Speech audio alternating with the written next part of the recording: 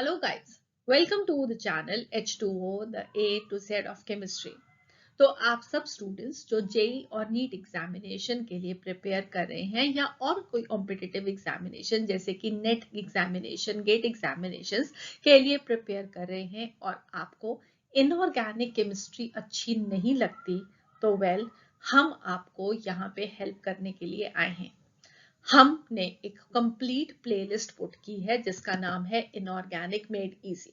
इसमें हमने ऐसे सभी लेक्चर डाले हैं जो कि नीट और जेई एग्जामिनेशन और बाकी सब कॉम्पिटिटिव एग्जामिनेशन भी में जो क्वेश्चन बहुत फ्रिक्वेंटली पूछे जाते हैं उन सब के ऊपर हमने लेक्चर्स डाले हैं जो कि बहुत आसान इजी ट्रिक्स हैं जिन्हें आप बहुत आसानी से याद कर सकेंगे और आप अपने एग्जामिनेशन में स्कोर करेंगे। तो इस प्लेलिस्ट का एक एक लेक्चर आपके जेई और नीट एग्जामिनेशन में स्कोर करने के लिए बहुत बहुत हेल्पफुल रहेगा। आज इस प्लेलिस्ट में जो लेक्चर हमने ऐड कर रहे हैं वो क्या है, हम डिस्कस करने वाले हैं the tricks to learn the solubility orders for ionic compounds. तो बहुत फ्रिक्वेंटली आपको एग्जामिनेशन में कुछ आयनिक कंपाउंड्स दिए जाएंगे और आपको बताना होगा उनका सॉल्युबिलिटी ट्रेंड, कौन से ज्यादा सॉल्युबल है, कौन सा कम सॉल्युबल है, लीस्ट सॉल्युबल कौन सा है, मैक्सिमम सॉल्युबल कौन सा है, या कंप्लीट एक कंपाउंड्स में आपको अरेंज करना होगा उनके ascending descending order according to the solubility. तो आप इन सबको कैसे याद करें उसके में आज हम आपको कुछ ट्रिक्स के साथ बहुत आसानी से ये सब याद करवा देंगे सो दैट कि आप अपने एग्जामिनेशन में बिल्कुल कोई भी गलती नहीं करें। तो मैं हूं डॉक्टर रितु जौहर, आपकी educator from the channel, and I hope कि आप ये लेक्चर मेरे साथ एंजॉय करेंगे और उसके बाद आप बाकी के भी इनऑर्गेनिक मेड इजी के सभी लेक्चर देखेंगे सो दैट कि आप अपने एग्जामिनेशन में अच्छा कर सकें। तो चलिए शुरू करते हैं आज का लेक्चर। हमें अब अंडरस्टैंड करना है कि क्या वेरियस स्ट्रेंथ्स हैं for the solubility of ionic compounds. But before that आपको एक क्लियर अंडरस्टैंडिंग होनी चाहिए कि एक आयनिक कंपाउंड की सॉल्युबिलिटी का मीनिंग क्या है। तो हम अंडरस्टैंड सबसे पहले इस कंसेप्ट को करते हैं और उसके बाद हम जल्दी से ट्रिक्स के साथ सॉल्युबिलिटी ऑफ आयनिक कंपाउंड्स के ट्रेंड्स को सीख लेंगे, राइट। तो सबसे पहले सॉल्युबिलिटी ऑफ आयनिक कंपाउंड। अब जो आयनिक कंपाउंड्स होते हैं वो आयंस के बने हुए होते हैं और जो आयनिक कंपाउंड्स होते हैं they are more soluble in polar solvents like water. क्यों सॉल्युबल होते हैं आप अभी अंडरस्टैंड करोगे। और ये जो सॉल्युबिलिटी का प्रोसेस होता है वो दो स्टेप्स में होता है। पहला स्टेप होता है breaking of the ionic solid into ions. For example हमारे पास एक AB सॉलिड है that will be breaking up into A positive gaseous ions और B नेगेटिव गैसियस आयंस। और सेकंड स्टेप होगा सॉल्वेशन और हाइड्रेशन ऑफ द आयंस जिसमें A positive gaseous ions water के साथ हाइड्रेट होंगे, वो फॉर्म करेंगे A पॉजिटिव एक्वस आयंस, और दूसरी तरफ B negative gaseous ions water के साथ हाइड्रेट करके B negative gaseous ions form करेंगे। अब ये प्रोसेस कैसे होगा मैं आपको अभी डायग्रामेटिकली एक एक चीज अच्छे से एक्सप्लेन करूंगी। बट बिफोर दैट आपको एक क्लियर अंडरस्टैंडिंग होनी चाहिए कि वाटर में ऐसा क्या है कि उसने आयनिक कंपाउंड को डिसॉल्व किया। तो वाटर में सॉल्युबिलिटी ऑफ आयनिक कंपाउंड्स के लिए सबसे इंपॉर्टेंट जो प्रॉपर्टी है वाटर की वो है कि वाटर का जो डाइलेक्ट्रिक कांस्टेंट है वो बहुत ज्यादा हाई है, दैट इज 80। उसकी वजह से होता क्या है, this reduces the electrostatic force of attraction to 1/80th of the original value. तो एक ionic compound A B ion से बना हुआ है, ए पॉजिटिव है बी नेगेटिव है, तो पॉजिटिव और नेगेटिव एक दूसरे को अट्रैक्ट करते हैं। ये इलेक्ट्रोस्टैटिक फोर्सेस ऑफ अट्रैक्शन है, ये बहुत ही strong electrostatic forces of attraction होती हैं। मगर जैसे ही हम उसको पानी में डालते हैं तो पानी के डाइलेक्ट्रिक कांस्टेंट की वजह से वो फोर्सेस ऑफ अट्रैक्शन कम हो जाती हैं, बहुत कम हो जाती हैं। इसलिए ये जो आयंस हैं वो आसानी से सेपरेट होके सॉल्यूशन में जा सकते हैं, ठीक है। और इसमें वाटर का जो दूसरा रोल है वो है वाटर का पोलर होना, राइट। तो हमने कहा कि ionic compounds they are more soluble in polar solvents. तो क्यों सॉल्युबल है वो पोलर सॉल्वेंट्स में, क्योंकि जैसे कि हमारे पास वाटर है, वैसे और भी कोई पोलर सॉल्वेंट हो सकता है। तो वाटर में क्या है, हमारे पास ऑक्सीजन और हाइड्रोजन के बीच में बॉन्ड्स हैं। ऑक्सीजन ज्यादा इलेक्ट्रोनेगेटिव है तो इसके ऊपर पार्शियल नेगेटिव चार्ज और हाइड्रोजन के ऊपर पार्शियल पॉजिटिव चार्ज। तो ये जो partial positive partial negative charges हैं, ये आयंस के साथ इंटरैक्ट कर सकते हैं और हेल्प करते हैं इन आयंस की सेपरेशन में। पहले हमने उनको पानी में डाला तो इलेक्ट्रोस्टैटिक फोर्सेस जो कि इसमें थी वो ही कम हो गई, इनका बॉन्ड टूटना आसान हो गया। और फिर वाटर के अंदर अपने में पार्शियल नेगेटिव पॉजिटिव चार्जेस हैं जो कि इन आयंस को सेपरेट करने में आसान करते हैं। ठीक है, सो फॉर एग्जाम्पल हमारे पास सॉल्ट है NaCl, sodium chloride, common salt. ठीक है, तो Na के ऊपर पॉजिटिव चार्ज, क्लोरीन के ऊपर नेगेटिव चार्ज। हमने इसको डाला वाटर के अंदर। वाटर पे क्या था, ऑक्सीजन के ऊपर पार्शियल नेगेटिव चार्ज और हाइड्रोजन के ऊपर पार्शियल पॉजिटिव चार्ज। अब ये जो ऑक्सीजन है पार्शियल नेगेटिव चार्ज, वो किसकी तरफ अट्रैक्ट होगा, सोडियम आयन की तरफ।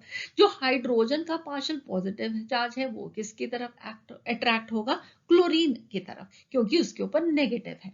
तो होगा क्या, अब आप देखो हमारे पास सोडियम आयंस के आसपास इस तरीके से वाटर मॉलिक्यूल्स अरेंज हो जाएंगे। सोडियम के ऊपर पॉजिटिव चार्ज, ऑक्सीजन के ऊपर पार्शियल नेगेटिव चार्ज, इन दोनों के बीच में क्या बनेगा, एक ion dipole attraction, ion dipole interaction. तो ये एक इंपॉर्टेंट फोर्स है जो कि यहाँ पे क्रिएट हुई, यहाँ पे इनके बीच में एक अट्रैक्टिव फोर्स डेवलप हुई।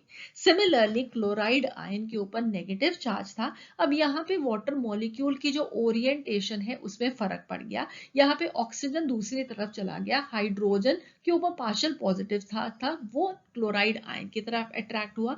अगेन यहाँ पे क्या हुआ, एक आयन डायपोल इंटरैक्शन डेवलप हुई।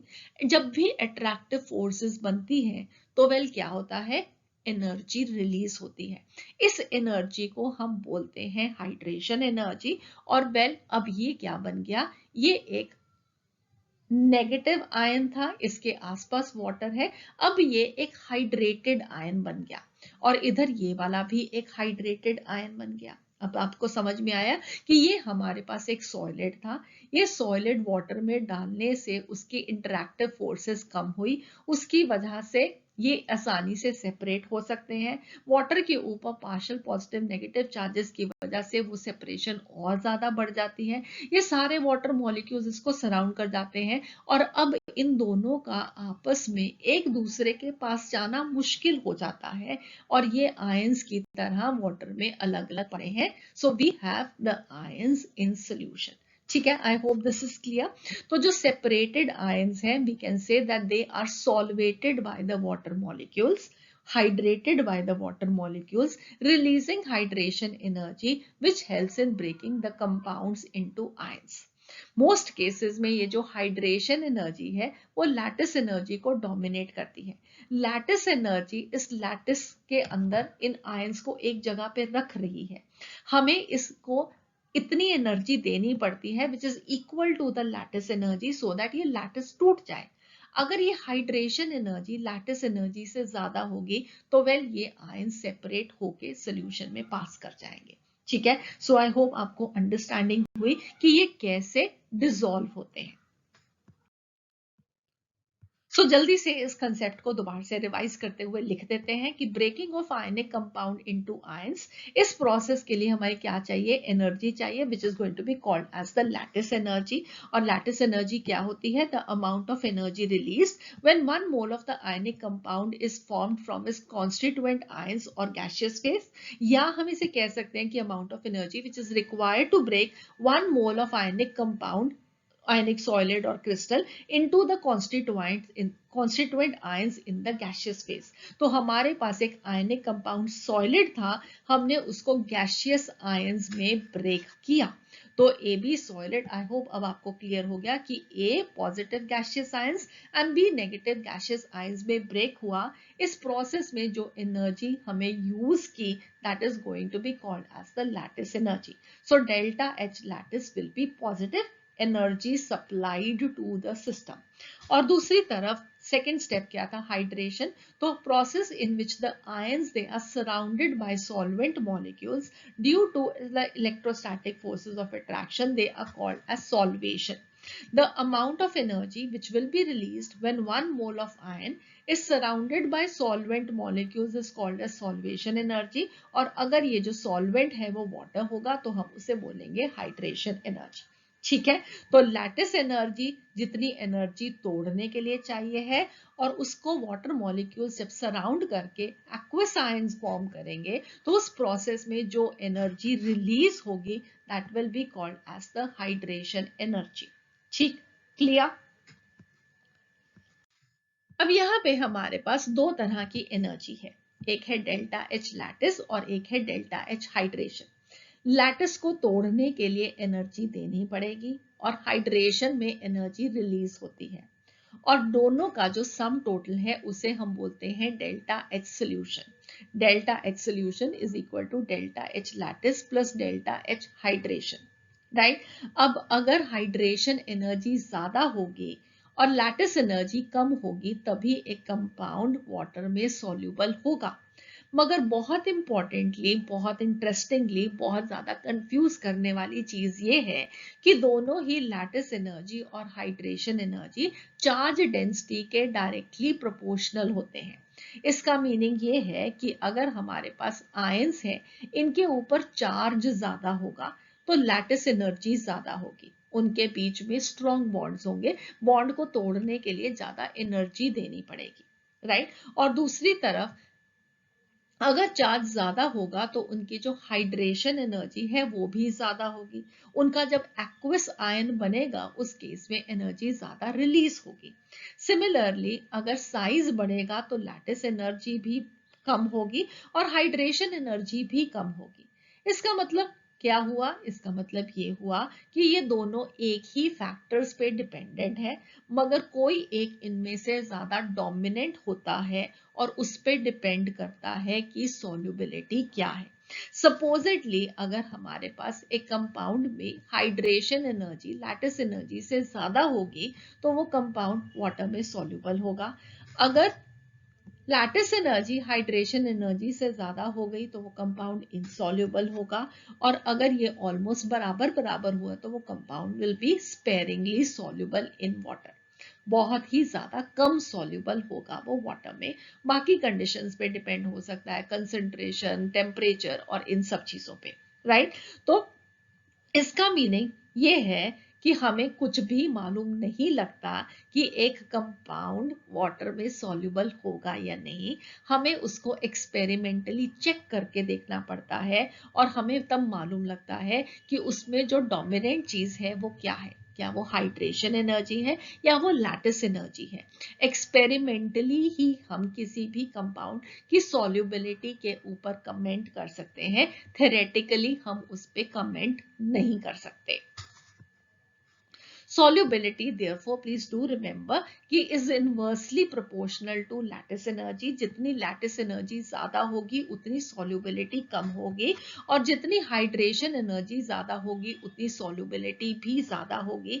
इन दोनों के cumulative factor पे depend करेगा एक compound soluble है या नहीं soluble है, मगर इसे हम सिर्फ experimentally ही check कर सकते हैं. इसीलिए हमें कुछ ट्रिक्स को यूज करके इन सॉल्युबिलिटी ट्रेंड्स को याद करना पड़ता है. मगर कैसे सॉल्युबल है, कैसे इनसॉल्युबल है, आई होप आप लोगों को ये कंसेप्ट क्लियर हो गया. तो चलिए अब हम सीखते हैं आयनिक कंपाउंड्स के सॉल्युबिलिटी के ट्रेंड्स. सबसे पहले हम डिस्कस करेंगे अल्कली मेटल के सॉल्ट्स. राइट. तो आप सब जानते हो कि अल्कली मेटल्स अपने अपने रिस्पेक्टिव पीरियड्स में सबसे लार्जेस्ट इन साइज होते हैं. वो आसानी से इलेक्ट्रॉन लूज करके कैटायंस फॉर्म कर सकते हैं. तो इनके जो सॉल्ट्स होते हैं वो आयनिक सॉल्ट्स होते हैं. राइट. तो अल्कली मेटल के सॉल्ट्स के ट्रेंड्स हैं जो कि फ्रीक्वेंटली एग्जामिनेशन में पूछे जाते हैं और उनको याद करने का एक बहुत ही आसान ट्रिक, और वो ट्रिक क्या है कि more is the solubility when the small cation is with a large anion and large cation is with a small anion. इसका मीनिंग क्या है कि अगर केटायन का साइज छोटा हो, एनायन का साइज बड़ा हो, या अगर केटायन का साइज बड़ा हो, एनायन का साइज छोटा हो, इन दोनों के साइज में कहने का मतलब कि डिफरेंस जो है साइज का, वो जितना ज्यादा होगा उतना ही इस बॉन्ड को तोड़ना आसान और उसकी वाटर के अंदर सॉल्युबिलिटी कोई ज्यादा। ठीक है, तो इसको यूज करते हुए हम बहुत सारे ट्रेंड्स को याद करेंगे।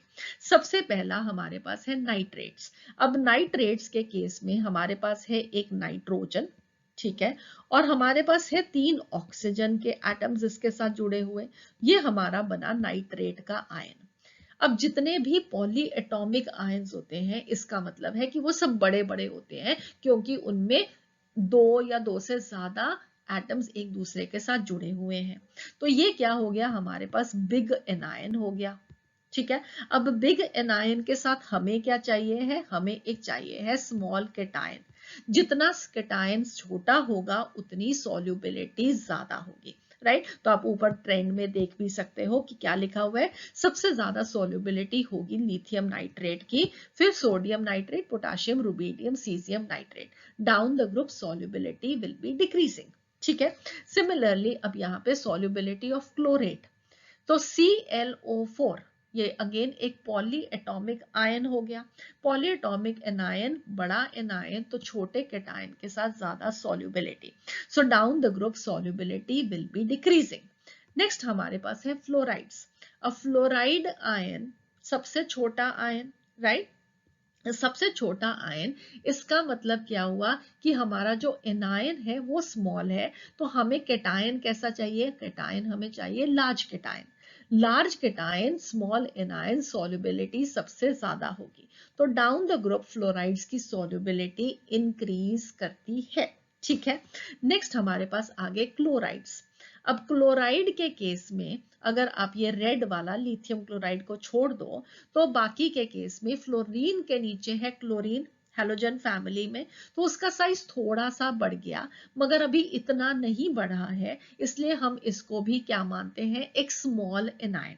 ठीक है, स्मॉल एनायन अगर आप इसको मानोगे तो सोडियम छोटा, पोटाशियम बड़ा, रुबिडियम, तो डाउन द ग्रुप क्या हो रहा है, सॉल्युबिलिटी इंक्रीज कर रही है। यहाँ पे एक एक्सेप्शन है लिथियम क्लोराइड की। लिथियम क्लोराइड की जो सॉल्युबिलिटी है वो सबसे ज्यादा है, तो यहाँ पे इसको आप अपना जो भी नोटबुक में आप लिख रहे हैं उसको सेपरेटली स्टार करके आप लिख लियो कि लिथियम क्लोराइड की सॉल्युबिलिटी सबसे ज्यादा है। क्यों सबसे ज्यादा है, वेल यहाँ पे हाइड्रेशन एनर्जी अपना रोल प्ले करती है।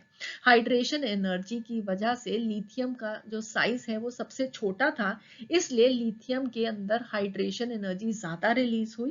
ज्यादा रिलीज होने की वजह से इसकी सॉल्युबिलिटी सबसे ज्यादा है, right. Otherwise down the group chloride ion small anion और लार्ज केटायन के साथ सॉल्युबिलिटी ज्यादा होगी, बट लिथियम का आयन ज्यादा बड़ा हो गया क्योंकि उसकी हाइड्रेशन ज्यादा होगी, उस केस में हाइड्रेशन एनर्जी ज्यादा रिलीज होगी, इसलिए लिथियम क्लोराइड की सॉल्युबिलिटी सबसे ज्यादा। ठीक है, नेक्स्ट अब हम मूव करते हैं ब्रोमाइड्स के केस में। अब ब्रोमाइड आयन और नीचे down the group of halogens चला गया, तो ब्रोमाइड आयन क्या है, एक लार्ज एनायन है। तो लार्ज एनायन की सॉल्युबिलिटी किसके साथ ज्यादा होगी, जब वो एक स्मॉल केटायन के साथ होगा, तो डाउन द ग्रुप क्या होगा, सॉल्युबिलिटी डिक्रीज करेगी। ठीक है, I hope this is clear. Next हम आगे आयोडाइड्स पे। अगेन अब आयोडाइड आयन हैलोजन फैमिली में सबसे बड़ा आयन। सबसे बड़ा आयन तो अगेन उसको छोटे एनायन के साथ जब बॉन्ड फॉर्म करेगा तो सॉल्युबिलिटी सबसे ज्यादा होगी। तो अगेन इस लाल वाले को छोड़ दो, बाकियों को आप देखोगे तो down the group solubility decrease कर रही है। अब अगेन लिथियम आयोडाइड की सॉल्युबिलिटी इससे कम क्यों हो गई, अब ये इसलिए कम हो गई क्योंकि ये हमारे पास सबसे छोटा Li पॉजिटिव था और ये I पॉजिटिव नेगेटिव है, राइट। इस केस में अब क्या होगा कि जो लिथियम का बहुत ही छोटे के ऊपर पॉजिटिव चार्ज है और फजान्स रूल के अकॉर्डिंगली वेल ये सबसे ज्यादा आयोडाइड आयन को पोलराइज कर सकता है। आयोडाइड आयन को पोलराइज कर सकता है, इसके अंदर यहाँ पे कोवलेंट कैरेक्टर इंक्रीज कर जाता है। कोवलेंट कैरेक्टर इंक्रीज करने की वजह से वेल इसकी सॉल्युबिलिटी सोडियम आयोडाइड से कम हो जाती है। ठीक है। So please do remember फजान्स rule के अकॉर्डिंगली जितना भी कैटायन छोटा साइज का होगा उतनी उसकी पोलराइजिंग पावर ज्यादा होती है, और जितना ही एनायन लार्ज साइज का होता है उतनी पोलराइजेबिलिटी ज्यादा होती है। और अगर ऐसा हो तो कोवेलेंट कैरेक्टर इंक्रीज कर जाता है, और जब भी कोवेलेंट कैरेक्टर इंक्रीज करेगा आयनिक कंपाउंड के कंपैरिजन में उसकी सॉल्युबिलिटी कम हो जाएगी। तो यहाँ पे हम देखते हैं कि sodium iodide this is more soluble than lithium iodide, बस इतना फर्क पड़ता है, बहुत ज्यादा फर्क नहीं पड़ता। नेक्स्ट अब हमने यहाँ पे कुछ एक्सेप्शंस याद करनी है जो कि अल्कली मेटल सॉल्ट्स के केस में कुछ ज्यादा है। अगर आप हम नेक्स्ट अल्कलाइन अर्थ मेटल के केसेस देखेंगे वहां पे वो एक्सेप्शंस कम है, मगर आप इस सिर्फ एक्सेप्शंस को अगर याद रख लोगे तो वेल आपको बाकी के सॉल्युबिलिटी ऑर्डर्स को याद नहीं रखना पड़ेगा, अदरवाइज आपको सारे के सारे याद करने पड़ते हैं। ठीक है। तो सॉल्युबिलिटी ऑफ हाइड्रोक्साइड्स, अब हाइड्रोक्साइड के केस में अगेन हमारे पास एक पॉली एटॉमिक आयन है ऑक्सीजन और हाइड्रोजन का, मगर ऑक्सीजन के साथ हाइड्रोजन बहुत ही छोटा सा होता है, बहुत ज्यादा फर्क नहीं पड़ता इसके साइज में, इसलिए ये अभी भी एक स्मॉल एनायन के तरह ही रहता है। तो स्मॉल एनायन है तो ये लार्ज कैटायन के साथ होगा तो सॉल्युबिलिटी ज्यादा होगी, तो डाउन द ग्रुप हाइड्रोक्साइड्स की सॉल्युबिलिटी इंक्रीज करती है। नेक्स्ट हमारे पास है कार्बोनेट्स, यहाँ पे हम इसको लार्ज कैटायन लार्ज एनायन के केस में एक्सप्लेन नहीं कर पाते हैं। ठीक है। तो कार्बोनेट्स के लिए आपको याद ही रखना पड़ेगा कि down the group solubility of alkali metal carbonates increases, solubility of bicarbonates of all the alkali metals ये भी इंक्रीज करेगा डाउन द ग्रुप, और सल्फेट्स की भी solubility down the group increase करती है। तो hydroxides, carbonates, bicarbonates and sulphates of alkali metals solubility increases down the group. ठीक है। तो ये ऑर्डर्स हैं जो कि आपको याद करने हैं। नेक्स्ट अब हम देखते हैं अल्कलाइन अर्थ मेटल के सॉल्ट्स, उनकी सॉल्युबिलिटी के ट्रेंड्स। अगेन हम सेम ही ट्रिक को यूज करके पहले देखेंगे कि कौन से ऐसे सॉल्ट्स हैं जो कि इन ट्रिक को फॉलो करेंगे और कहाँ कहाँ पे एक्सेप्शंस आपको याद रखनी है। सो सिर्फ एक्सेप्शंस ही हैं एक्चुअली में जो कि आप याद रखोगे, और बाकी सब के लिए आप ट्रिक को याद कर लोगे कि ट्रिक है और हमने आंसर लिख देना है। राइट। तो सबसे पहले हमारे पास अगेन नाइट्रेट्स, तो नाइट्रेट्स क्या होते हैं, बड़े एनायंस होते हैं, तो सॉल्युबिलिटी ज्यादा कब, जब स्मॉल कैटायन है, तो down the group solubility decrease करेगी।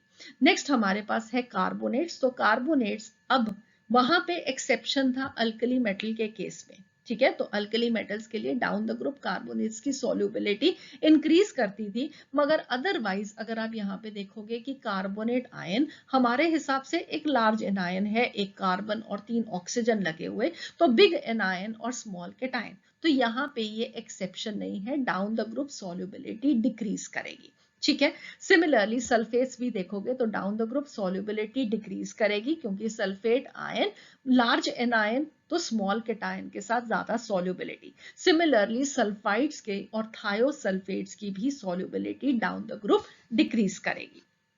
नेक्स्ट हमारे पास है क्रोमेट्स, तो अगेन क्रोमेट आयन एक बड़ा एनायन, तो छोटे के आयन के साथ ज्यादा solubility, so calcium chromate will be more soluble than strontium chromate than barium chromate. Next हमारे पास है अब फ्लोराइड, तो अगेन फ्लोराइड्स क्या थे, फ्लोराइड्स हमारे छोटे एनायंस थे, तो सॉल्युबिलिटी ज्यादा कब, जब एक बड़ा कैटायन साथ में हो। तो मैग्नीशियम, कैल्शियम, स्ट्रोंशियम, बेरियम तक का ऑर्डर आपको बिल्कुल वैसे ही मिलेगा, एक स्मॉल लार्ज कैटायन और स्मॉल एनायन वाला। ठीक है। मगर बेरिलियम फ्लोराइड के केस में यहाँ पे गड़बड़ हो जाती है, और गड़बड़ वाली चीजें आपको याद ही रखनी पड़ेंगी, उसके लिए हमारे पास कोई भी और पॉसिबिलिटी नहीं है। अगेन यहाँ पे Be+2 है, राइट। तो ये हमारे पास क्या हो गया, एक ज्यादा चार्ज वाला स्मॉल कैटायन है, तो इसकी हाइड्रेशन ज्यादा होती है, हाइड्रेटेड आयन का साइज बढ़ जाएगा, इसलिए बेरिलियम फ्लोराइड की सॉल्युबिलिटी सबसे ज्यादा होगी। ठीक है। आई होप आप वो हमेशा इससे याद रखोगे। नेक्स्ट अब हमारे पास है बाकी के हैलाइड्स, क्लोराइड, ब्रोमाइड और आयोडाइड। जब यहाँ पे +2 चार्ज के साथ हम क्लोराइड, ब्रोमाइड, आयोडाइड्स को देखते हैं तो ये सारे के सारे ही बड़े एनायंस हैं। ठीक है। तो जो बड़े एनायंस हैं down the group solubility decrease करेगी। नेक्स्ट हमारे पास है हाइड्रोक्साइड्स। तो हाइड्रोक्साइड्स मैंने आपको बताया था कि या तो आप इसको ये याद रख लो कि ऑक्सीजन के साथ हाइड्रोजन ऐड कर भी दिया तो भी वो छोटा ही रहता है, अगर छोटा रहता है तो down the group solubility increase करेगी, या आप इसको एक एक्सेप्शन की तरह याद कर लीजिए कि पॉलीएटॉमिक है मगर फिर भी down the group solubility increase करेगी। नेक्स्ट हमारे पास है ऑक्सलेट्स। ऑक्सलेट्स के केस में ऑक्सलेट आयन बढ़ा मगर फिर भी down the group solubility increase करेगी। और एक है हमारे पास बाइकार्बोनेट्स। तो बाइकार्बोनेट्स के लिए प्लीज डू रिमेंबर कि अल्कलाइन अर्थ मेटल के जो बाइकार्बोनेट्स होते हैं वो सॉलिड की तरह एग्जिस्ट नहीं करते। सिर्फ अल्कली अर्थ मेटल के अल्कली मेटल्स के जो बाइकार्बोनेट्स होते हैं वो सॉलिड होते हैं, या एक अमोनियम बाइकार्बोनेट है जो कि सॉलिड फॉर्म में एग्जिस्ट करता है, और कोई भी बाइकार्बोनेट सॉलिड नहीं होते। अगर वो सॉलिड नहीं होते तो हम उनकी सॉल्युबिलिटी की बात ही नहीं कर सकते। ठीक है, सो ये है आपके पास ग्रॉसली जितने भी आपको सॉल्युबिलिटी ऑफ आयनिक कंपाउंड्स के ट्रेंड्स को याद करना है। अब आपने ये जो सब ट्रेंड्स को देखा है, हम जल्दी से इनमें से अल्कली मेटल सॉल्ट्स और अल्कलाइन अर्थ मेटल सॉल्ट्स में जो डिफरेंसेस हैं ट्रेंड्स में, उनको एक बार दोबारा से देखते हैं सो दैट कि वो आपको हमेशा याद रहें और आप अपने एग्जामिनेशन में कोई भी गलती नहीं करें। तो सबसे पहला ट्रेंड है फ्लोराइड्स के केस में। फ्लोराइड्स के केस में हम क्या देखेंगे कि डाउन द ग्रुप जैसे जैसे हम जाते हैं अल्कली मेटल के केस में क्या होगा, सॉल्युबिलिटी इंक्रीज करेगी। फ्लोराइड आयन छोटा है, सीजियम आयन बड़ा है, इन दोनों के बीच में बनने वाला कंपाउंड ये सबसे ज्यादा सॉल्युबल होगा।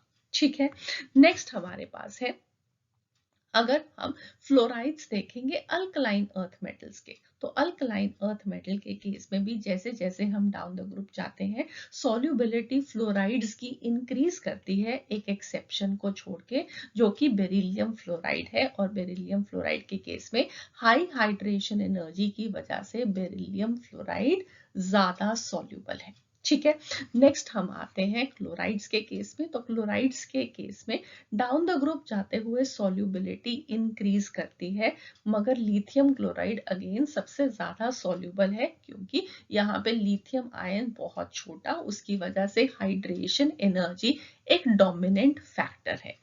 नेक्स्ट हमारे पास आए ब्रोमाइड्स। तो ब्रोमाइड के केस में ब्रोमाइड आयन बड़ा हुआ और लिथियम आयन छोटा, तो इस केस में यहाँ पे लिथियम ब्रोमाइड की सॉल्युबिलिटी सबसे ज्यादा होगी, डाउन द ग्रुप जाते हुए सॉल्युबिलिटी डिक्रीज करेगी।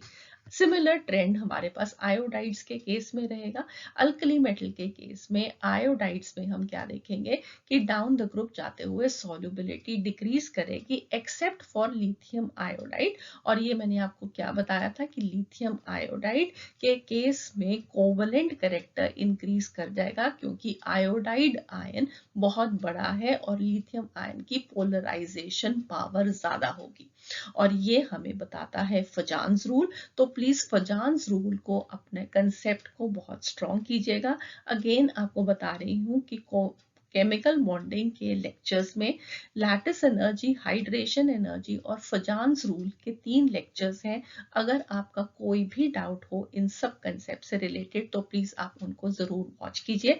At the end of this lecture आपको एक लिंक मिल जाएगा for the chemical bondings playlist, तो आप उस लिंक को क्लिक करके केमिकल बॉन्डिंग की प्लेलिस्ट में से इन तीनों लेक्चर्स को स्टडी कर सकते हैं। नेक्स्ट हमारे पास अल्कलाइन अर्थ मेटल के केस में क्लोराइड, ब्रोमाइड, आयोडाइड तीनों के ही केसेस में down the group solubility decrease करेगी। ठीक है, तो ये डिफरेंस रहा फ्लोराइड्स, क्लोराइड्स, ब्रोमाइड्स के केस में। नेक्स्ट हमारे पास है कार्बोनेट्स। तो कार्बोनेट्स के केस में ऑर्डर्स बिल्कुल ऑपोजिट हैं। अल्कली मेटल के केस में solubility down the group increase करेगी और अल्कलाइन अर्थ मेटल के केस में solubility down the group decrease करेगी। सिमिलर ट्रेंड आपको सल्फेट्स के केस में भी मिलेगा। अल्कली मेटल्स के केस में down the group solubility increase करेगी, अल्कलाइन अर्थ मेटल के केस में solubility down the group decrease करेगी। और बाइकार्बोनेट्स के केस में अगेन अल्कली मेटल्स के लिए down the group solubility increase करेगी, जबकि अल्कलाइन अर्थ मेटल के बाइकार्बोनेट सॉलिड स्टेट में एग्जिस्ट नहीं करते हैं, सिर्फ आपको एक्वस स्टेट में ही मिलेंगे, तो सॉल्युबिलिटी का कोई क्वेश्चन ही नहीं है। अब यहाँ पे वेरी इंपॉर्टेंटली एक चीज है जो कि आपको हमेशा याद रखनी है कि इन यहाँ सब फैक्टर्स में से डोमिनेंट फैक्टर क्या रहा, राइट तो यहाँ पे मैं आपको दो एग्जांपल्स के साथ समझाती हूँ। सपोजिटली हम बात करें इस ट्रेंड की, तो इस ट्रेंड में आप अगर लिथियम फ्लोराइड को देखोगे तो लिथियम फ्लोराइड की सॉल्युबिलिटी सबसे कम है, ठीक है, एग्रीड। आपको एग्जामिनेशन में ये भी पूछा जा सकता है कि इनमें डोमिनेंट फैक्टर क्या है, लैटिस एनर्जी डोमिनेंट फैक्टर है या हाइड्रेशन एनर्जी डोमिनेंट फैक्टर है। तो लिथियम फ्लोराइड के केस में आप देख रहे हो कि सॉल्युबिलिटी सबसे कम है। तो हमने अब ये सीखा है कि जो सॉल्युबिलिटी है that is inversely proportional to lattice energy and directly proportional to hydration energy, ठीक है। अब अगर आप लिथियम फ्लोराइड का केस देखोगे तो लिथियम फ्लोराइड के केस में लिथियम का आयन सबसे छोटा आयन, फ्लोराइड का आयन सबसे छोटा आयन, तो साइज यहाँ पे सबसे कम है और साइज के इनवर्सली प्रोपोर्शनल होते हैं दोनों ही, लैटिस एनर्जी भी हाइड्रेशन एनर्जी भी। अब साइज कम होने की वजह से लैटिस एनर्जी क्या होगी, ज्यादा होगी और हाइड्रेशन एनर्जी कम होगी, राइट। अब लैटिस एनर्जी क्योंकि ज्यादा है और सॉल्युबिलिटी कम है, तो यहाँ पे आप देख सकते हो कि कौन सा डोमिनेंट फैक्टर है, यहाँ पे लैटिस एनर्जी डोमिनेंट फैक्टर है, क्योंकि lattice energy down the group जाते हुए डिक्रीज कर रही है तो सॉल्युबिलिटी इंक्रीज कर रही है, ठीक है। अब एक और एग्जाम्पल यहाँ पे देखते हैं। एग्जाम्पल हम देखते हैं इस वाले ट्रेंड का। अब यहाँ पे आप देखो सीजियम आयोडाइड, मैंने सिर्फ यहाँ पे 2-3 एग्जांपल्स उठाए हैं और वो एग्जांपल्स उठाए हैं जो एनसीईआरटी टेक्स्ट बुक में मेंशन्ड है। तो सीजियम आयोडाइड यहाँ पे सबसे कम सॉल्युबिलिटी है, राइट, सबसे कम सॉल्युबिलिटी है और यहाँ पे सीजियम और आयोडाइड आयन का साइज सबसे ज्यादा है, साइज सबसे ज्यादा, सॉल्युबिलिटी कम। अगेन आप यहाँ पे देखोगे साइज अगर बढ़ेगा तो लैटिस एनर्जी को क्या होगा, लैटिस एनर्जी कम होगी और हाइड्रेशन एनर्जी भी कम होगी, ठीक है। अब यहाँ पे अगर डोमिनेंट फैक्टर लैटिस एनर्जी होता तो डाउन द ग्रुप जाते हुए सॉल्युबिलिटी इंक्रीज करनी चाहिए, मगर यहाँ पे सॉल्युबिलिटी डिक्रीज कर रही है डाउन द ग्रुप जाते हुए। इसका मतलब है कि यहाँ पे सीजियम आयोडाइड के केस में हाइड्रेशन एनर्जी सबसे कम है, क्योंकि हाइड्रेशन एनर्जी सबसे कम है इसलिए सॉल्युबिलिटी सबसे कम है, ठीक है। सो आई होप नाउ ये कंसेप्ट आपको दोनों क्लियर है कि सॉल्युबिलिटी लैटिस एनर्जी और हाइड्रेशन एनर्जी का क्यूमुलेटिव इफेक्ट पे डिपेंड करता है, कौन सा ज्यादा इंपॉर्टेंट है, कौन सा ज्यादा डोमिनेंट है, उस पे ये ट्रेंड्स डिपेंडेंट होंगे। और यहाँ पे हमने एक फैक्टर लैटिस एनर्जी और हाइड्रेशन एनर्जी से भी एक रिलेटेड एक और डोमिनेंट फैक्टर देखा, और वो डोमिनेंट फैक्टर आपने यहाँ पे लिथियम आयोडाइड के केस में देखा, जहां पे क्या इंपॉर्टेंट है, पोलराइजिंग पावर ज्यादा इंपॉर्टेंट है। तो सोडियम आयोडाइड और लिथियम आयोडाइड के केस में क्या इंपॉर्टेंट रहा, पोलराइजिंग पावर। पोलराइजिंग पावर की वजह से कोवेलेंट कैरेक्टर इंक्रीज किया और सॉल्युबिलिटी इसलिए डिक्रीज कर गई लिथियम आयोडाइड के केस में। कुछ और ऐसे ट्रेंड्स हैं जो कि पोलराइजिंग पावर पे डिपेंडेंट है, अब हम उन ट्रेंड्स को जल्दी से देखते हैं। अब हम देखते हैं solubility order when polarization is the dominant factor। और यहाँ पे एक important question सबसे पहले कि सोडियम क्लोराइड और सोडियम आयोडाइड के केस में आपको बताना है कि अगर पोलर सॉल्वेंट होगा तो solubility ज्यादा किसकी होगी और नॉन पोलर सॉल्वेंट होगा तो solubility ज्यादा किसकी होगी। तो अगेन आप यहाँ पे देख सकते हो कि हमारे पास जो आयोडाइड आयन है वो बड़ा आयन है, बड़ा आयन है तो उसकी पोलराइजेशन ज्यादा हो सकती है, और सोडियम आयन वेल उसको ज्यादा पोलराइज करेगा, तो इसका मतलब क्या है कि वेल यहाँ पे कोवेलेंट कैरेक्टर ज्यादा होगा। और जितना कोवलेंट कैरेक्टर ज्यादा होगा उतनी नॉन पोलर सॉल्वेंट में सॉल्युबिलिटी ज्यादा होगी और पोलर सॉल्वेंट में सॉल्युबिलिटी कम होगी। ठीक है, सो प्लीज डू रिमेंबर कि the order of solubility in a relatively non polar solvent when polarization is the dominant factor के लिए जितनी ज्यादा पोलराइजेशन उतना कोवलेंट कैरेक्टर ज्यादा उतनी सॉल्युबिलिटी। मगर अगर ये पोलर सॉल्वेंट हो जाएगा तो पोलराइजेशन अगर डोमिनेंट फैक्टर है तो डू रिमेंबर कि जितनी पोलराइजेशन ज्यादा उतना कोवलेंट कैरेक्टर ज्यादा और उतनी सॉल्युबिलिटी कम। ठीक है, तो इस केस में इसका मीनिंग क्या हुआ कि नॉन पोलर सॉल्वेंट में सोडियम आयोडाइड की सॉल्युबिलिटी ज्यादा होगी और पोलर सॉल्वेंट में सोडियम क्लोराइड की सॉल्युबिलिटी ज्यादा होगी।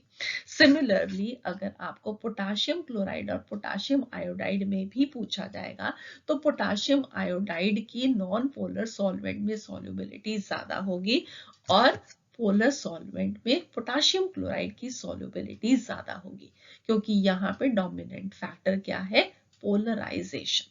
ठीक है, अब सिमिलरली अगर सॉल्युबिलिटी आपको पोलर सॉल्वेंट में पूछी जाती है तो उस केस में कुछ और एग्जांपल्स हैं जो कि आपको याद रखने हैं। और अगेन आपको याद ही रखना है कि जितनी पोलराइजेशन ज्यादा होगी उतना कोवलेंट कैरेक्टर ज्यादा होगा और उतनी सॉल्युबिलिटी कम होगी।